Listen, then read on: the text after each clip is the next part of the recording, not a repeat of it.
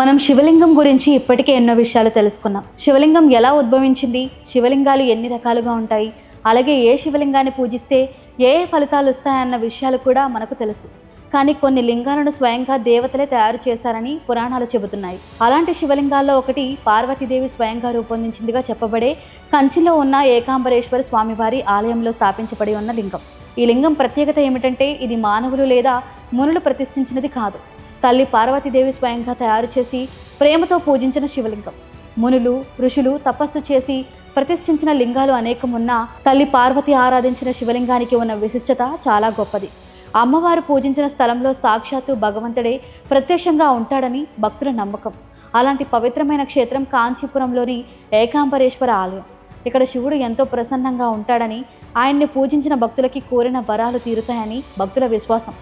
ఈ క్షేత్రాన్ని కొంగు బంగారంగా భావిస్తారు. కాబట్టి మీరు ఈ క్షేత్రాన్ని సందర్శించాలనుకుంటే ఆలస్యం చేయకుండా ఆ పరమాత్మని దర్శనం చేసుకోండి. అమ్మవారి భక్తితో తయారైన శివలింగాన్ని చూసినప్పుడు మన మనసు నిండిపోతుంది, కళ్ళు ఆనందంతో తడిచిపోతాయి.